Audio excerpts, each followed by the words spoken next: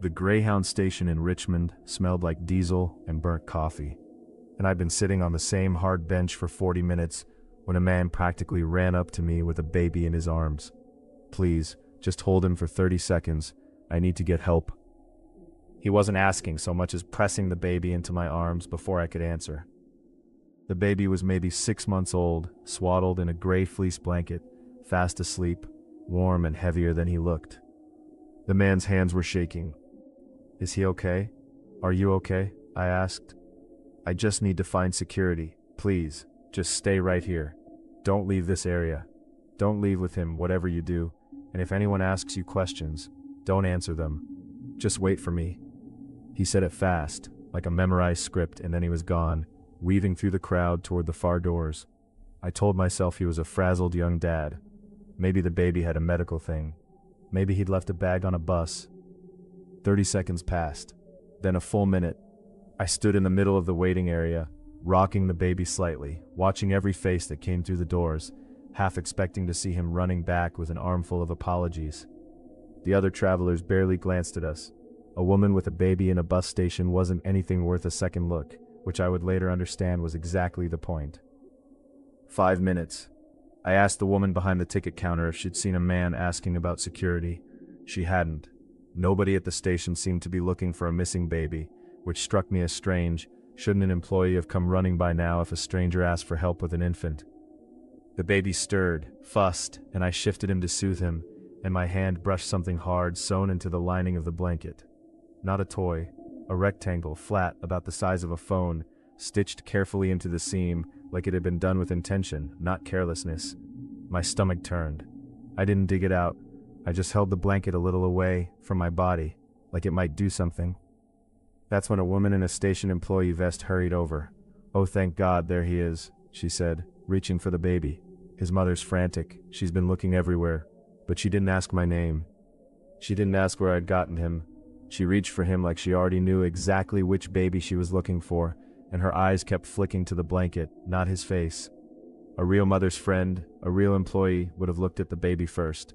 "Where's his mother?" I asked, stepping back half a step. "Outside, by the buses." She smiled too quickly. "I'll take him to her." I didn't hand him over. I don't fully know why. Some old animal instinct. Maybe the way her hand was already reaching for the blanket seam instead of the baby's face. "I was told to wait here," I said. "I'll wait for the dad."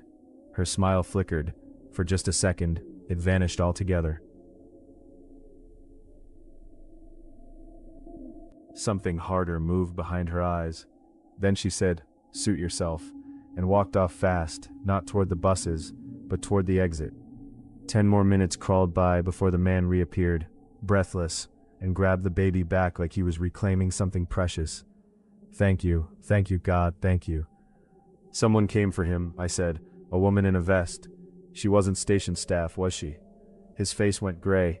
He looked down at the blanket, found the seam with his thumb, like he already knew it was there, and let out a breath that sounded like it had been held for days.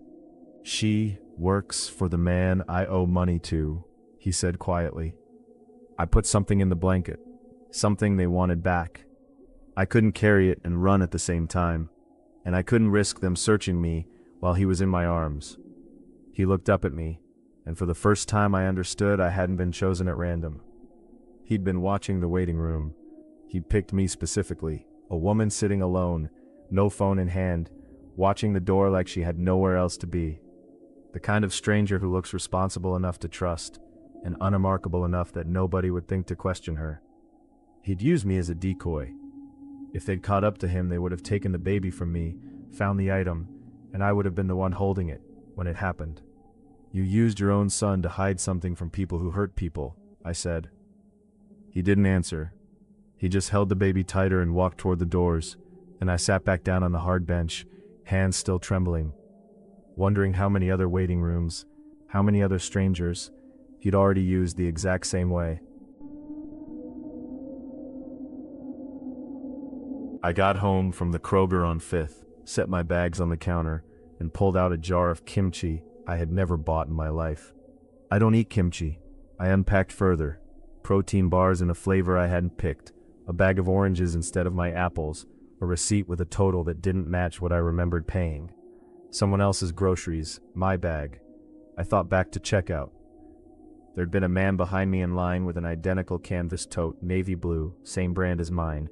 Half the reusable bag crowd in this city carries them. We must have swapped when the cashier set our bags down together at the end of the belt. An easy, dumb mistake. I almost laughed about it, already composing the story I'd tell my sister later. You won't believe what happened at the grocery store. Then I looked closer at what was inside his bag, on my counter, and stopped laughing. Beneath the produce was a prescription bottle with a stranger's name on it, a name I didn't recognize, for a medication I didn't recognize either, and tucked in a side pocket of the tote, a printed photograph. Not a phone photo, an actual print, of a house, my front door, taken from across the street, like someone had stood on the sidewalk and framed the shot. I told myself it was probably nothing, real estate photo, a delivery reference, people print things for all kinds of reasons. The knock came 20 minutes later. He was younger than I remembered from the checkout line, mid-30s, calm, apologetic. I think we grabbed each other's bags, he said, holding up my navy tote. Sorry about that, it happens more than you'd think with these things. I handed his bag back. He thanked me, glanced inside to check the contents, and said, "Good, the kimchi's still cold," which was a strange thing to notice first. Then, "Did you already eat the oranges?" I hadn't touched them. I hadn't even opened the bag until I got home. There was no way he could know whether I had or hadn't, unless he'd been picturing exactly what I would have done with it. "You checked out right after me," I said carefully. "Have we met before?" "No, I don't think so. A beat too long. I just remember what people are wearing in line sometimes. Helps me not lose my own bag." It was a smooth answer. Too smooth for something he shouldn't have needed an answer for at all. I thought about the photograph and decided not to mention it yet. "You dropped this too," I said instead, and held up the photo like I just found it loose on the floor. Watching his face instead of the picture, his expression didn't change, but his hand came up a half second too fast. "Oh, thanks. For work. I do appraisals." He tucked it away without looking at it, which told me he already knew exactly which photo it was. After he left, I stood in my kitchen for a long moment before I did anything else, running back through the conversation, trying to figure out exactly which part had felt wrong. It wasn't any one thing. It was the sum of small things. The kimchi comment, the oranges, the half-second delay before he claimed the photo. Then I called the number on the prescription bottle's pharmacy label, the one still on his bag before I'd handed it back. I'd photographed it without thinking, an old habit from renting apartments and needing proof of things later. The pharmacist wouldn't give details, but confirmed the prescription was filled that morning for a man with an address 4 blocks from mine. Not a stranger passing through, a neighbor. I checked the Kroger receipt in his groceries again, reading the timestamp twice to be sure I wasn't misreading it. It was 14 minutes before mine. He hadn't been behind me in line at all. He'd checked out first, then waited somewhere near the exit, watching for me to come through.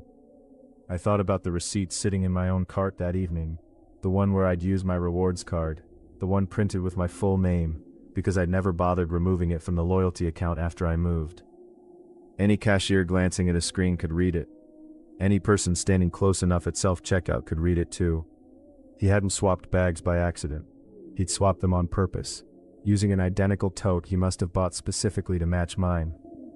Time to grab it before I noticed, so he'd have a reason to knock on my door and see exactly which unit I lived in, exactly how I reacted to a stranger standing in my hallway. The groceries were never the point. The photo already told him where I lived. What he needed was to find out whether I'd let him in.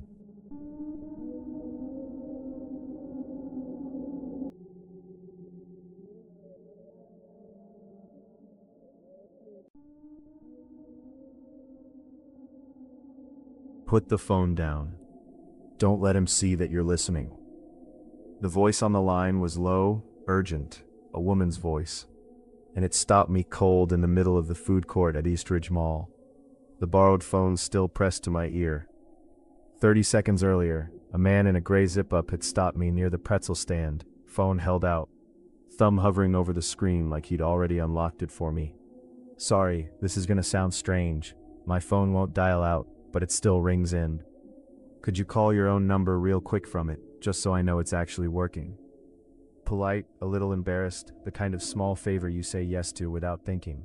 The kind of request that takes 10 seconds and costs you nothing. I dialed my own number out of habit. then realized that was pointless, and half joking, dialed a random string instead just to see if it connected.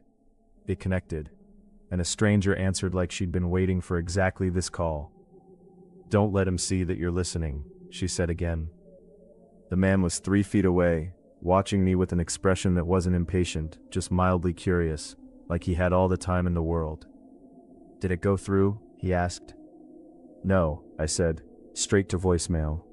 My voice came out steadier than I felt. "That's all right. Appreciate you trying." He took the phone back gently and walked off toward the parking garage, unhurried, like a man who just confirmed something rather than lost something. I sat down on a bench near the fountain, hands cold, and 2 minutes later my own phone rang. Unknown number. "You're safe," the woman said. "But you need to know who you just talked to." "Who is this?" "Someone who's been trying to reach him for 3 days. That phone isn't broken. It's a burner. He's been having people test call it in public places so it looks used. So if anyone ever checks the call log, it looks like a normal phone a normal person carries, not what it actually is." She paused. "You're not the first person he's asked today. You won't be the last. Then why is this happening to me? Why are you calling my phone?" A long silence. "Because your number came up on his last outgoing call before yours, 2 days ago. I don't know why he had it already.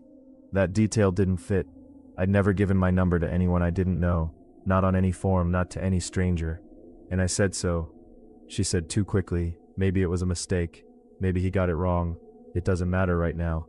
Which wasn't an answer at all, just a way of moving past the question before I could ask it again.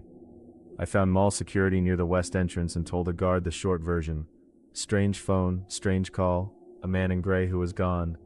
He listened more carefully than I expected. The guard didn't dismiss it.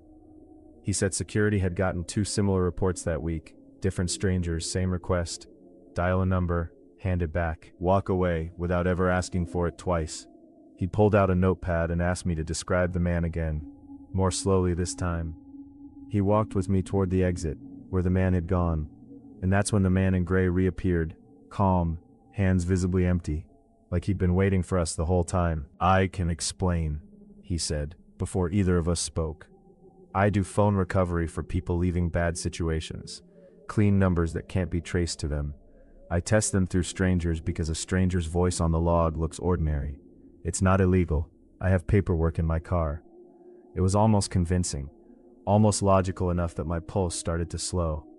Then my phone buzzed once more, a text this time from the same unknown number.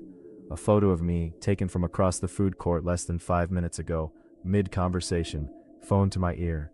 Nobody but the man in gray had been close enough, at that angle, to take it, which meant the woman on the phone and the man standing in front of me weren't strangers to each other at all.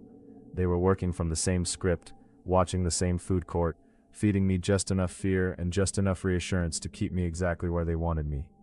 I had never once been the one deciding who to trust. I'd been the phone's next test call, nothing more. And somewhere on a call log I'll never see, my number is sitting right where he wanted it. Clean, ordinary, and already used, waiting for whoever needs it next.